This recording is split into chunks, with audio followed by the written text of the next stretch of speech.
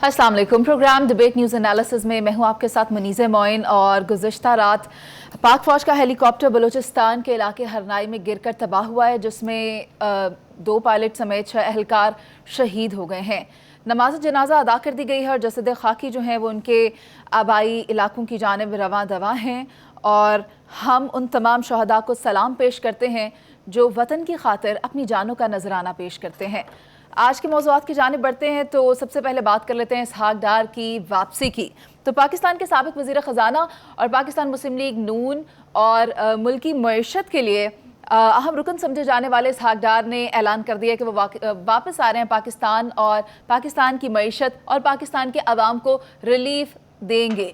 तो क्या उनकी वापसी मुल्क के लिए कोई बेहतरी ला सकती है या नहीं? इसके लिए मेरे साथ पैनल पर मौजूद हैं जावेद इकबाल साहब, सलीम बुखारी साहब, पीजे मीर साहब और नवीद चौधरी साहब। तो सबसे पहले सलीम बुखारी साहब आपकी जानिब आती हूँ, क्या समझते हैं आप इसहाक डार की वापसी पाकिस्तानी मईशत को मुस्तहकम कर पाएगी?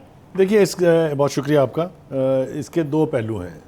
एक पहलू तो ये है कि उनकी अपनी पोजीशन की विंडिकेशन हो रही है कि वो एज फाइनेंस मिनिस्टर यहाँ से भागने पर मजबूर हुए थे और फाइनेंस मिनिस्टर के तौर पर ही वापस आ रहे हैं। एक तो एस्पेक्ट इसका ये है। दूसरा एस्पेक्ट ये है कि मिफ्ता इस्माइल ने बेपनाह अच्छा काम किया। बहुत डिफ़िकल्ट हालात में उन्होंने जिस तरह से सेल किया है, यानी सेल थ्रू किया है इकॉनमी को, उसको अगर कॉम्प्लीमेंट ना दिया जाए तो मेरे ख्याल से बहुत ज़्यादती होगी। और ये भी साथ साथ कहना चाहिए कि उनको इतनी अच्छी परफॉर्मेंस के बाद हटा देना भी एक तरह से नाइंसाफ़ी है। मेरे ख्याल से इसको भी कहने में कोई हर्ज नहीं।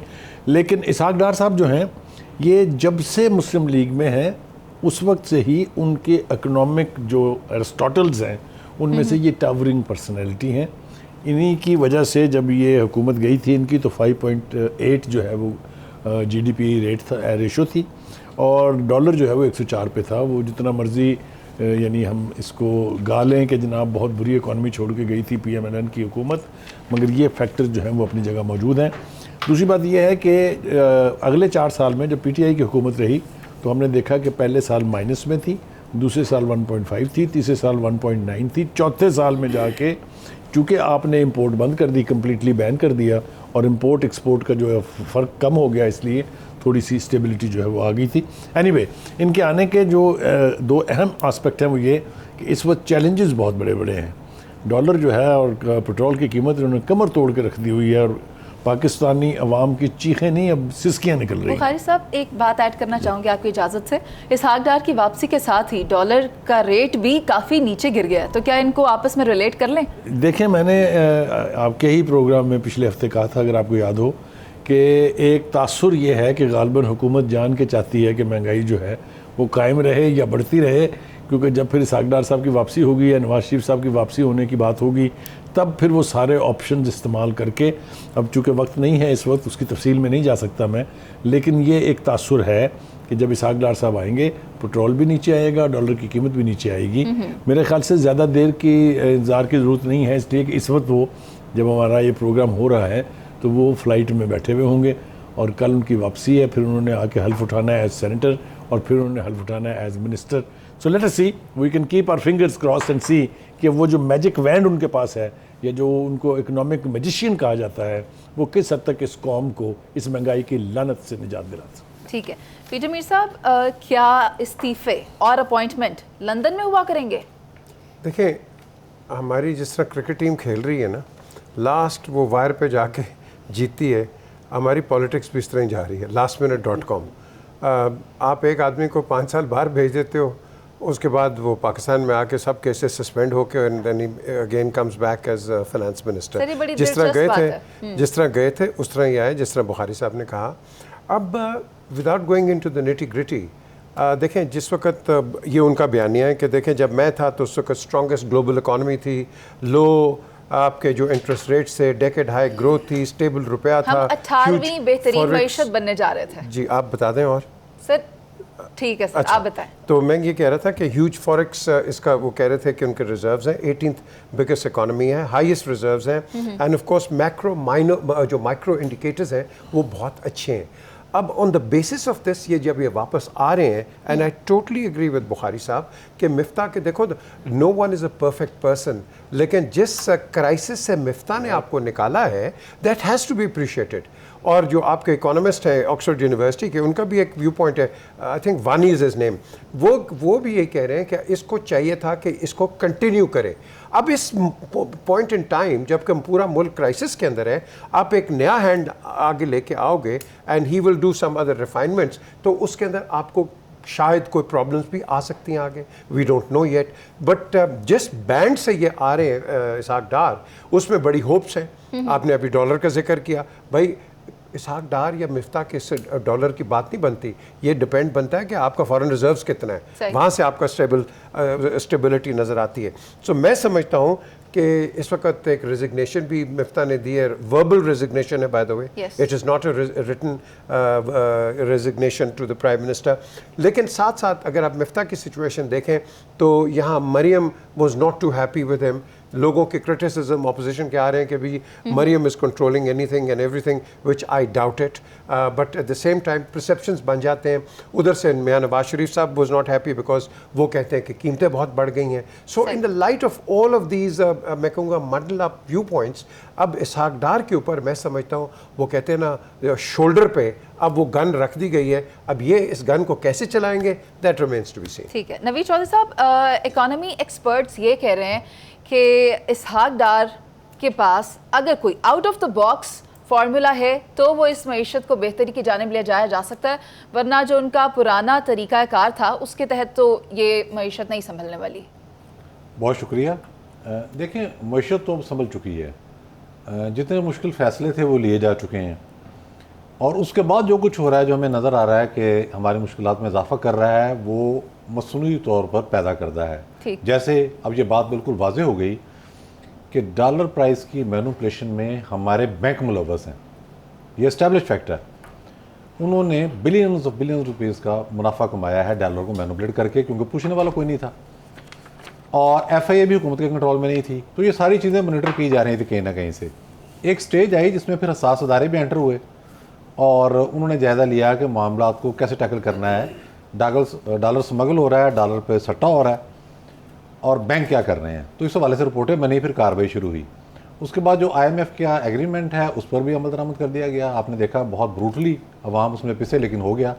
और मिफ्ता ने बहुत मैं समझता हूँ जिम्मेदारी का सबूत दिया कि शदीद दबाव था उन पर, तनकीद का वो नुक्ता हदफ थे, उसके बावजूद वो डटे रहे और उन्होंने काम पूरा किया। ऑप्शन क्या थे आपके पास? और अब इसहाक डार कहने से क्या होगा? एक तासुर तो ये है कि इसहाक डार पहले पाकिस्तानी वज़ीर ख़जाना है। पाकिस्तानी तो सारे ही हैं, इस पाकिस्तानी से मुराद ये है कि वो लोकल वज़ीर ख़जाना है। वज़ीर ख़जाना तो भुट्टो साहब के दौर से आ रहे हैं, अयूब खां के दौर से आ रहे हैं, MM अहमद भी थे, सारे बाहर से आते थे। जैसे हफीज़ शेख साहब आए, बेशक पाकिस्तानी हैं, जैसे तरीन साहब, इवन महबूबुल हक, जी डॉक्टर महबूबुल हक, बिल्कुल। ये पाकिस्तान की मईशत को बहुत ही बारीकी से इसलिए समझते हैं कि लाहौर में से इन्होंने कारोबार का आगाज़ किया, चैम्बर के सदर रहे, फिर आगे चले गए। अब हमें जो चैलेंजेस दरपेश हैं उसमें बुनियादी बात यह है कि अवाम की जो चमड़ी उतरनी थी वो तो उतर गई। अब आहिस्ता आहिस्ता उनको जो रिलीफ मिलेगा वो भी हम देखेंगे, तो करते हैं कि इंशाल्लाह मिलेगा। अब बुनियादी मसला पाकिस्तान में ये है कि आपने पैसे को सर्कुलेशन में लाना है ताकि कारोबारी सरगर्मियाँ चल सकें। मिफ्ता साहब की जो पॉलिसियाँ थीं मजबूरी के आलम में, उसमें कारोबारी तबके को भी शदीद जख्म पहुँची। मसलन मैं आपको बता देता हूँ, लाहौर के अंदर ऐसे कारोबारी, अच्छे दरमियाने कारोबारी जो 5 लाख माहाना मुनाफा ले रहे थे अपने कारोबार से, ये टैरिफ के मामले पर आके इतना ज़्यादा उन पर स्ट्रेस आया कि 50,000 25,000 तक उनका मुनाफा रह गया। ठीक है। एक आदमी जो है वो एक दुकान कर रहा है बड़ी, जिसमें 20-22 मुलाजमीन है, अच्छी तनख्वाहें उनको दे रहा है, वो पिस के रह गया। लेकिन उसने कंटिन्यू रखा कि यार मेरी वजह से इन लोगों का कारोबार चल रहा है, लेकिन उसकी इन्वेस्टमेंट जाम हो गई। साहब डॉलर का जो मामला है वो किस तरह से उसको कंट्रोल करना है, वो कि स्टेट बैंक की अपनी एक अथॉरिटी बन चुकी है।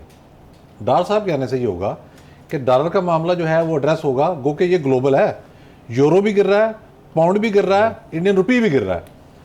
यूक्रेन जंग अभी जारी है, उसके असरात आ रहे हैं। सैलाब ने 30 अरब डॉलर का मजीद नुकसान पहुंचा दिया, वो भी जारी है। ठीक है, लेकिन अगर डार साहब कारोबारी सरगर्मियां शुरू करवाने में कामयाब हो जाते हैं और कास्ट ऑफ प्रोडक्शन को थोड़ा कम कर देते हैं, बहुत ज़्यादा तो नहीं होगा, तो उसके नतीजे में एक बेहतरी बाहर आएगी, एक सियासी फ़ायदा भी है।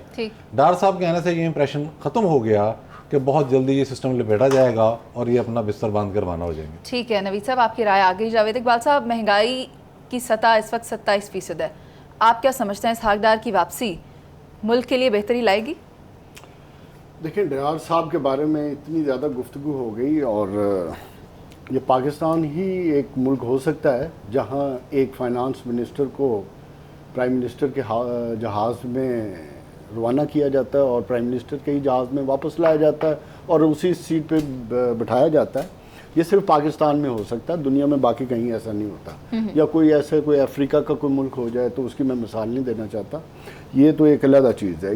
ये डायलमा है, और जब तक इस तरह के डायलमास रहेंगे हमारे पॉलिटिकल कल्चर में, तो फिर हमें किसी से कोई गिला शिकवा करने की भी ज़रूरत नहीं है कि इस मुल्क में इंटरफेरेंस क्यों होती है, इस मुल्क में गवर्नेंस क्यों नहीं बेहतर हो रही, इस मुल्क में इमरान खान क्यों पॉपुलर हो रहा है। सो जब आप ये करेंगे तो अवाम में बयानिया खुद ब खुद बनता, आप बयानिया को खुद तक़वियत देते हैं। एक तो ये बात है। दूसरी इम्पॉर्टेंट चीज़, डार साहब के आने से मैं इस चीज़ पे कन्विंस हूँ कि वो पाकिस्तान की मईशत को ज़रूर समझते हैं, लेकिन इस वक्त पाकिस्तान की मईशत का हल बकौल इसहाक डार साहब के अपने लॉन्ग टर्म सस्टेनेबल और कंसिस्टेंसी चाहिए पॉलिसीज़ में, मुआशी पॉलिसी में।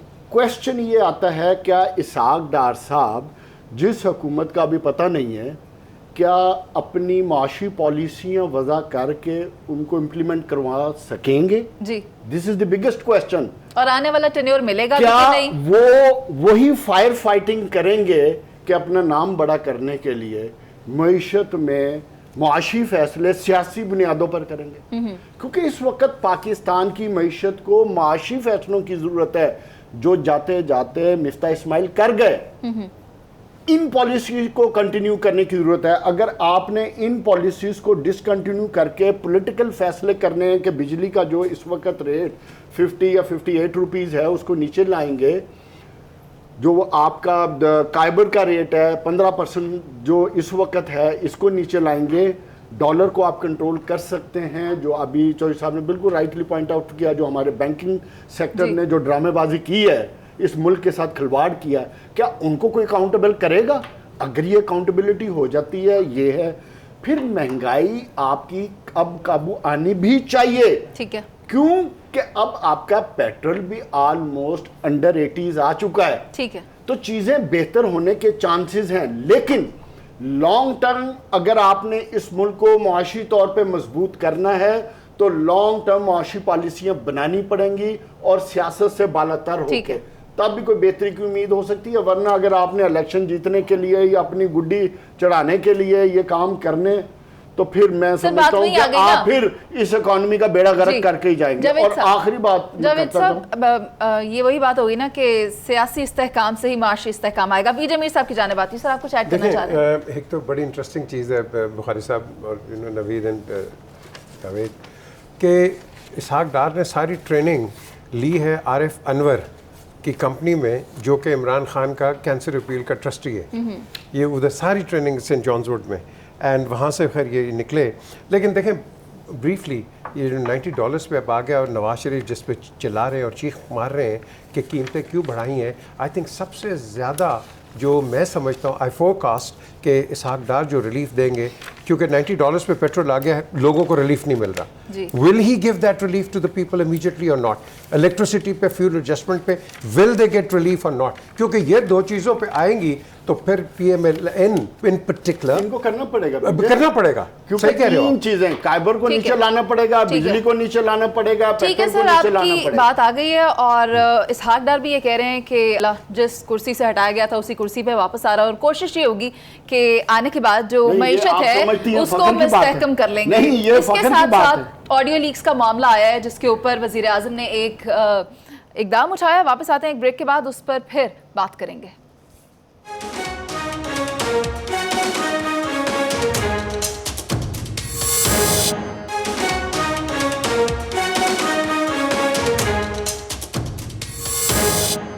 Welcome back. ऑडियो लीक्स का मामला है और वज़ीर-ए-आज़म ने कौमी सलामती कमेटी का इजलास तलब कर लिया है। ये वाक़या कोई पहली मरतबा पेश नहीं आया, इससे पहले भी आए जब साबका खातून अव्वल की भी ऑडियो मंजर आम पर आ गई, लेकिन ऐसा लगता है कि अब की बार इस ऑडियो लीक ने हुकूमत को हिला कर रख दिया है। पीजे मीर साहब क्या कहेंगे? देखें, हुकूमत को हिलाया शायद कोई नहीं, ये इस तरह की चीज़ें चलती रहती हैं पूरी दुनिया में। हमने बात का वो कहते हैं ना, स्टॉर्म इन अ टी कप, कि जी ये हो गया, फलाना हो गया। हमारी एम्बेसी को भी तो उन्होंने इधर बाग किया हुआ था लंदन में। ये तो अगर वो रेनोवेशंस ना होती और वो क्या प्लास्टर्स और वो नाम निकालते, हमें तो पता ही नहीं लगता था क्या हो रहा है। तो ये हर जगह होता है, बगिंग हर जगह होती है। लेकिन मैं समझता हूँ Watergate, Watergate, look at that Watergate. अब इससे बड़ा आपको क्या मिलेगा? The strongest prime minister of the world, president, he had to go because of that. But हमारे अंदर क्या हुआ कि एक तो जिस तरह मैं बार बार हर शो में भी कहता हूँ, हमारी सिक्योरिटी जो है ना, पर्टिकुलरली हम इसको बड़ा लाइटली लेते हैं, वो खुद इसको बड़ा लाइटली लेते हैं। जब आप एक गार्ड होता है अस्सलाम वालेकुम कहता है, इंस्टेड ऑफ चैलेंजिंग यू कि सर आप कौन है, कहाँ से आए, क्यों आए।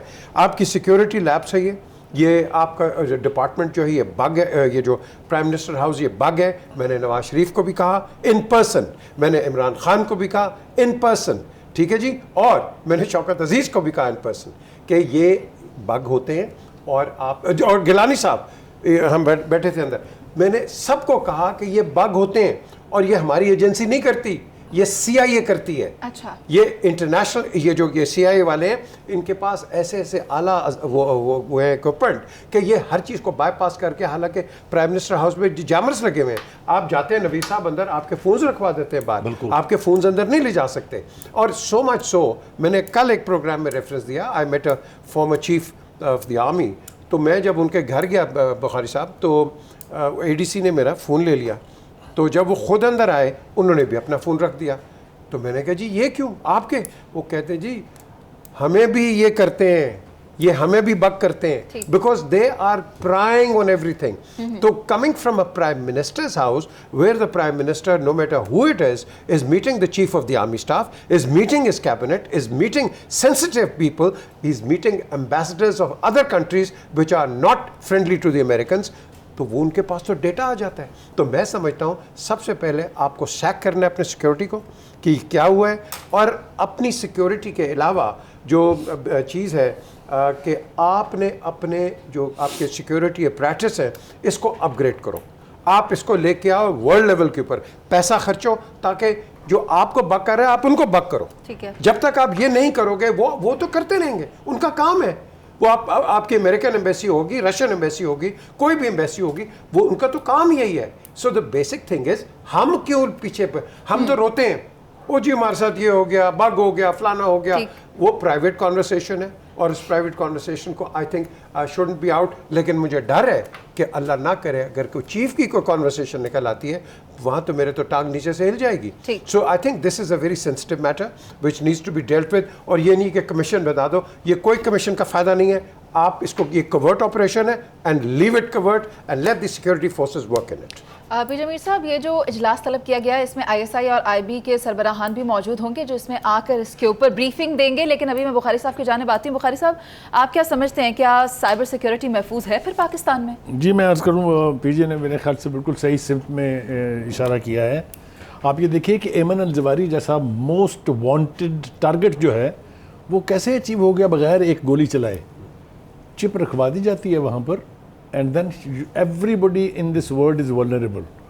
ये मैं आपको मिसाल इसलिए दे रहा हूँ कि इतनी मोस्ट मॉडर्न डिवाइसेस और इतनी मिनिएचर डिवाइसेस आ चुकी हुई हैं कि आपको पता भी नहीं चलता कि क्या हुआ है। लेकिन मैं इत्तेफाक करता हूँ इनसे कि इन हर चीज़ का काउंटर है, हर चीज़ की एंटी डिवाइस मौजूद है।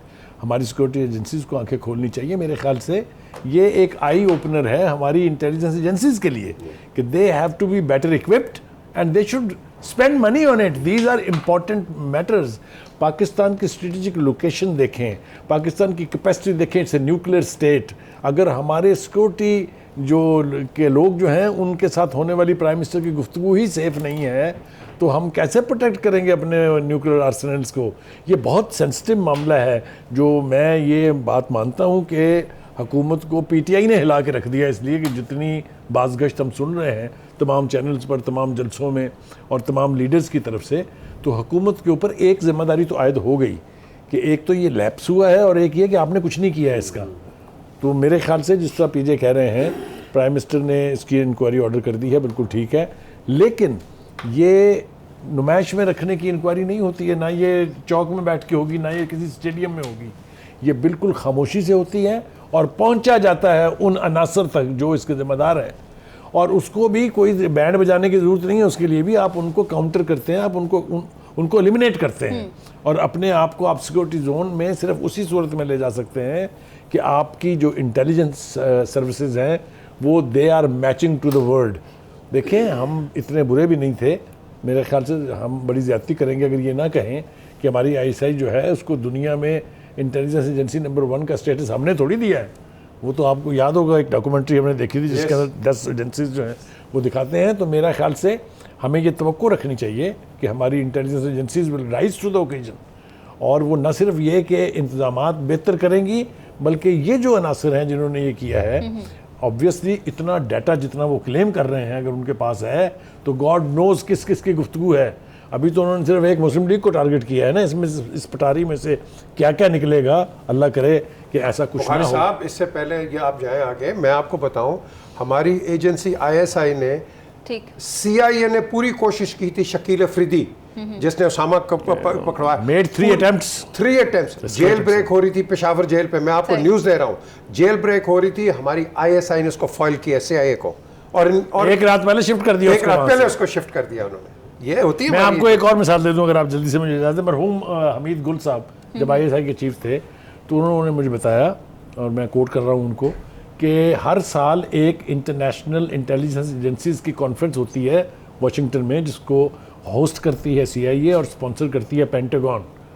वो कहता है जब कभी भी इसकी मीटिंग के मिनट्स लिखे जाते थे, जो कि बहुत ही सीक्रेट और बहुत ही इंटेलिजेंस का मामला है, तो 30 minutes after they were typed उसकी कॉपी मेरे टेबल पर पड़ी होती थी। This is ISI. तो ऐसी इंटेलिजेंस एजेंसी की मौजूदगी में कोई हमें हुडविंग कर जाए, ये कोई छोटी बात नहीं है। मेरे ख्याल से we should all be alarmed and rise to the occasion. ठीक है, नवीद चौधरी साहब, आप क्या समझते हैं 100 घंटों का ऑडियो डाटा जो है वो डार्क वेब पर फॉर सेल मौजूद है, is it not a security breach? बड़ी संगीन किस्म की सिक्योरिटी ब्रीच है और पाकिस्तान के तमाम इदारों की बदतरीन नाकामी है, क्योंकि ये हमला रियासत पर है, हुकूमत पर नहीं है। Very well said. और बुनियादी बात यह है कि पाकिस्तान के अंदर जिस तरह से बगिंग की जाती है उसमें कोई भी महफूज नहीं है। 2014 के धरने थे जब अपने वो अरूज पर पहुंचे, पता तो सबको था कौन करा रहे हैं, तो आर्मी चीफ को बुलाया प्राइम मिनिस्टर ने, और प्राइम मिनिस्टर ने कहा कि जनाब ये देख लें आपका जो स्पाई चीफ है ये क्या कर रहा है। तो उन्होंने उसकी सारी ऑडियो सुनवा दी। इसका मतलब है कि आईबी काम कर रही थी उसके अगेंस्ट, या उसकी जिम्मेदारी थी। अब पाकिस्तान में जो सिविल एक्सचेंजेस है इसके हवाले से तयशुदा एसओपी है कि आईबी ने उसको ऑपरेट करना है, प्राइम मिनिस्टर की इजाज़त से करना है। यहाँ ये आलम है कि मोहतरमा बेनज़ीर भुट्टो जब वज़ीर आज़म थी, हमारे एक मरूफ साफ़ी उनसे मिलने गए, कुछ बात उन्होंने करनी थी, तो वो उन्हें बाहर बगीचे में ले गई और बगीचे में भी एक साइड पर लगी, चलते हुए गुफ्तगू शुरू कर दी। तो आकवर्ड सा लगा। उन्होंने पूछा कि बीबी ये आप इस तरह बाहर लेके आ गई हैं और चल रही हैं। उन्होंने तो मोहतरमा ने कहा कि आपको इल्म नहीं है, यहाँ जगह जगह बगिंग हो रही है। अब हमने देखना है ये जो आया, जो ऑडियोज आई हैं, इसका मकसद क्या है। देखें, इसमें टारगेट किया गया मुस्लिम लीग नून को। कुछ निकले ना निकले, पीटीआई को मौका दे दिया गया कि आप खूब प्रोपेगेंडा करें, एक शोर मचाएं, और कर रहे हैं। लेकिन आप तसव्वुर करें कि इसमें जब पीटीआई दौर का डाटा निकलेगा, जो कि यकीनन है, अब तक की इतलात ऐसी हैं कि ये टेलीफोनिक कन्वर्सेशन नहीं है, वहाँ ऐसे हालात थे जिनके जरिए रिकॉर्डिंग है, प्रॉपर रिकॉर्डिंग है। वहाँ अब प्राइम मिनिस्टर उसके चौथे फ्लोर के बारे में जो बातें होती रही हैं, पता नहीं क्या क्या होता रहा और क्या क्या चीज़ें हैं।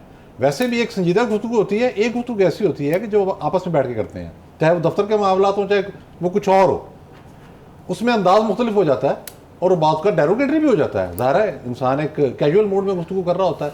अब हर जगह अदब, अलकाब और बड़ा प्रोटोकॉल ये तो नहीं होता। लास्ट मेरा कहना तो यही है कि इसका कुछ नहीं बनेगा, क्योंकि पाकिस्तान के अंदर जिस तरह का गदर मचा हुआ है, जिस तरह इदारों का सत्यानाश हुआ है, जिस तरह एक दूसरे की पगड़ी उछाली जा रही है, रियासत की इज्जत की किसी को परवाह नहीं है, तो ये मामला भी ऐसे चला जाएगा। अभी इनकी आई हैं, फिर उनकी आएंगी, फिर 2-4 और आ जाएंगी, चलता रहेगा काम ऐसे ही। बहुत अफसोसनाक सूरत हाल है, लेकिन इससे कुछ निकलने वाला नहीं। ठीक है, जावेद साहब, आप क्या समझते हैं किस तरह का जो ये मामला सामने आया है ये कितना अलार्मिंग है? जवेद साहब की ओपिनियन एक्सपर्ट ओपिनियन होगी। मेरा ख्याल है अलार्मिंग से ज़्यादा तो ये हमारे पॉलिटिकल सिस्टम के मुंह पे तमाचा है। अगर आप ऑडियो लीक्स को देखें, सर पॉलिटिकल भी और सिक्योरिटी ठहर जाए ना, सिक्योरिटी पे भी मैं आता हूँ, हौसला करें। पॉलिटिकल सिस्टम पे तमाचा इस तरह है कि बंद कमरों में फैसले और डिस्कशंस क्या हो रही है, चैलेंज कलेक्टिव विजडम को किया जा रहा है और गुफ्तगू इंडिविजुअल और अपनी फैमिली की बिजनेसेस को तकवीत देने के बारे में और अपनी सियासी बका पे खुशियां मनाई जा रही हैं और अपने फैसलों के बारे में गुफ्तगू हो रही है कि हमने लंदन से लेने के इधर से लेने। So there is no collective wisdom, there is no system.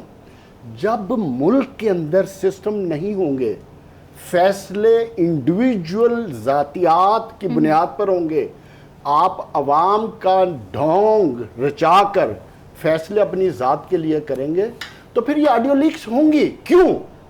इसलिए कि जो गवर्नेंस है, गवर्नेंस को टेक्नोलॉजी के ताबे होना चाहिए, ना कि टेक्नोलॉजी को गवर्नेंस के ताबे हो जाए। राइट। जब गवर्नेंस नहीं होगी, सिस्टम इंटैक्ट नहीं होंगे, वहां ये टेक्नोलॉजी फिर टेक केयर करेगी ना खुद ब खुद, क्योंकि हैकर्स टारगेट तो आप हैं, चाहे हॉस्टाइल एजेंसीज के हों चाहे इंटरनल फोर्सेस के हों। क्वेश्चन ये आता है कि जब आपका गवर्नेंस का मॉडल नहीं है, चेक एंड बैलेंस नहीं है, किस तरह एरिया को क्लियर करना है, आपने सिस्टम नहीं लगाया।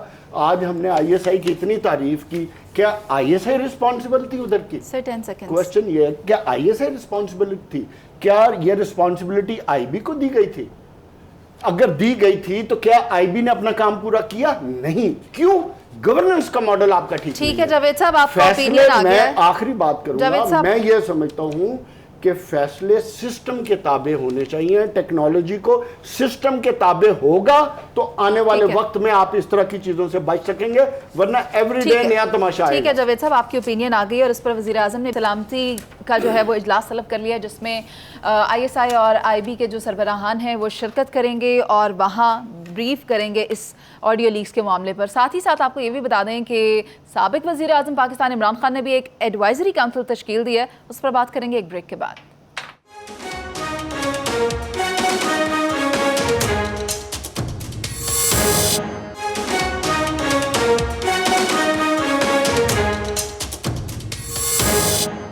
Welcome back. जो पार्टी इनकलाब लाने के लिए आई थी वो माजी में तो कोई इनकलाब ना ला सकी, लेकिन अब हम देख रहे हैं कि इमरान खान ने एडवाइजरी काउंसिल तश्कील दे दी है और इसकी सरबराही हामिद खान करने जा रहे हैं।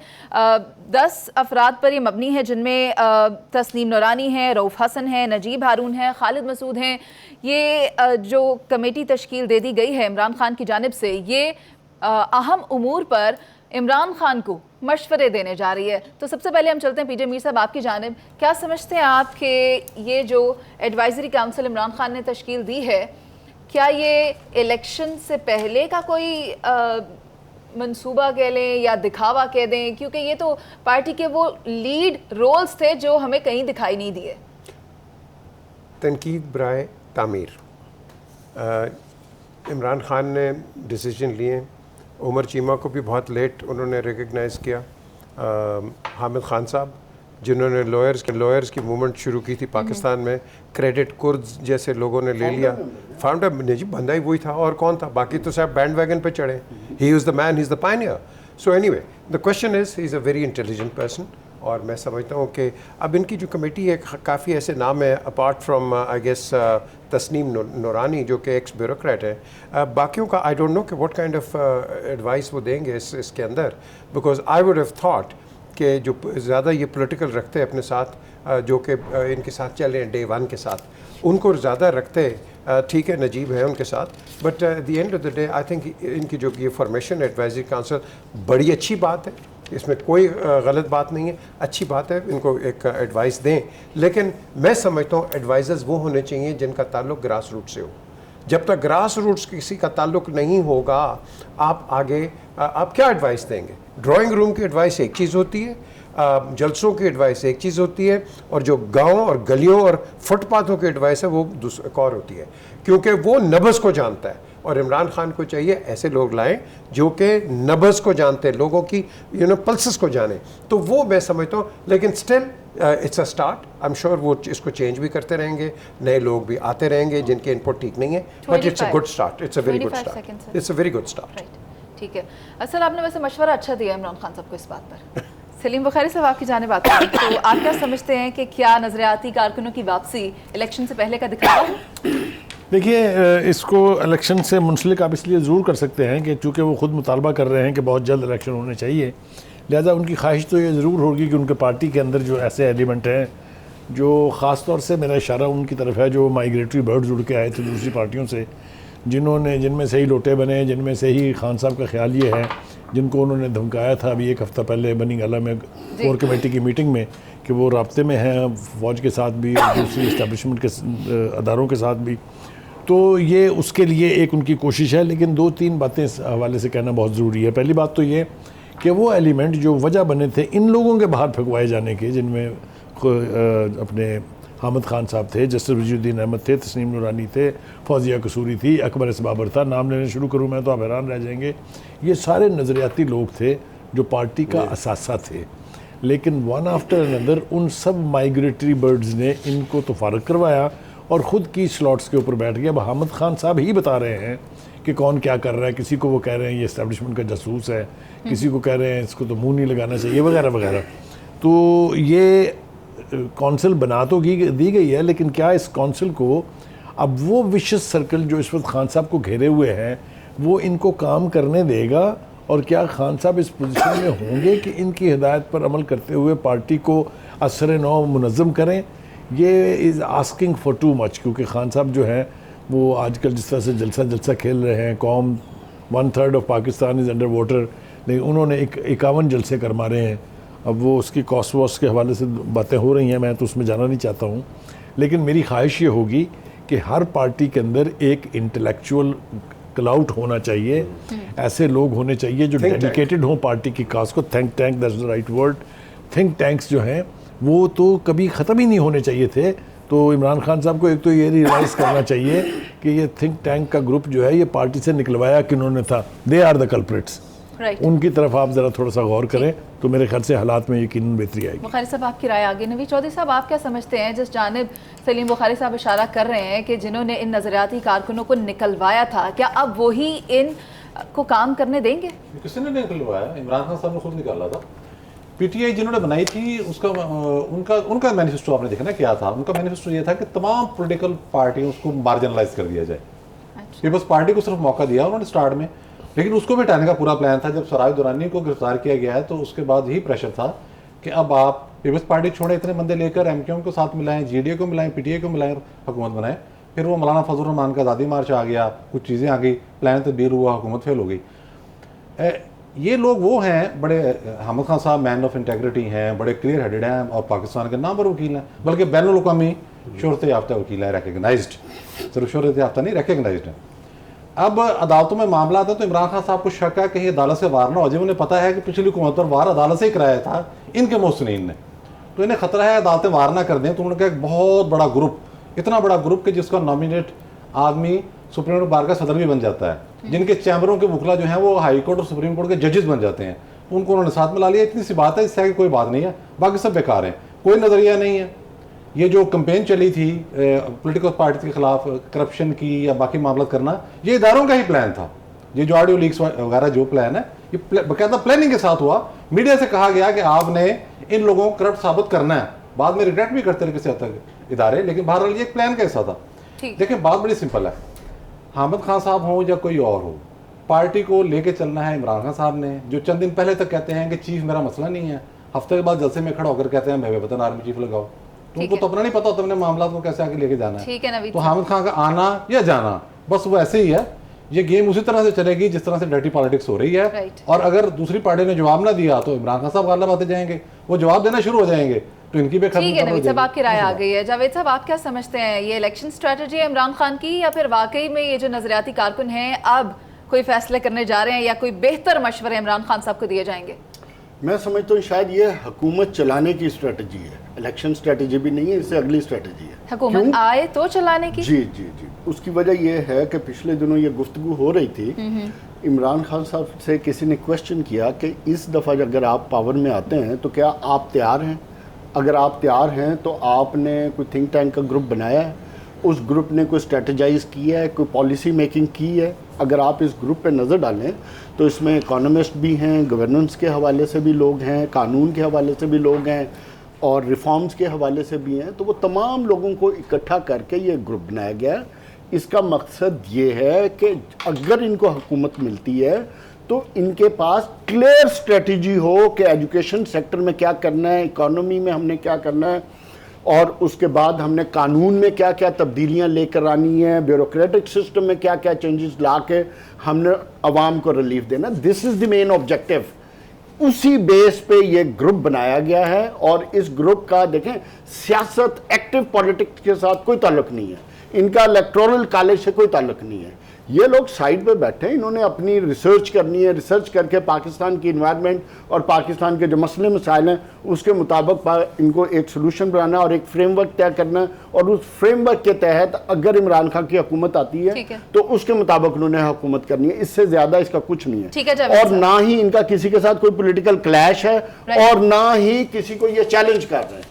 तो इसलिए मैं ये समझता हूँ कि हर पार्टी में ऐसे ग्रुप्स होनी चाहिए ताकि जो भी हुकूमत में आए तो उसके पास अपने मैनिफेस्टो के हवाले से होना चाहिए, क्लियर लाइन ऑफ वर्किंग होनी चाहिए। बहुत शुक्रिया जावेद साहब, बहुत शुक्रिया सलीम बुखारी साहब, पीजे मीर साहब और नवीद चौधरी साहब। जो नजरियात होते हैं वो किसी भी पार्टी का असासा होते हैं और इसीलिए इमरान खान ने बहुत देर से ही एडवाइजरी काउंसिल तश्कील दे दी है और ये एडवाइजरी काउंसिल के जो मेंबरान हैं वो उनको अब आगे मशवरे देगी। इसी के साथ हम आपसे इजाज़त चाहते हैं। अल्लाह ने के बाद।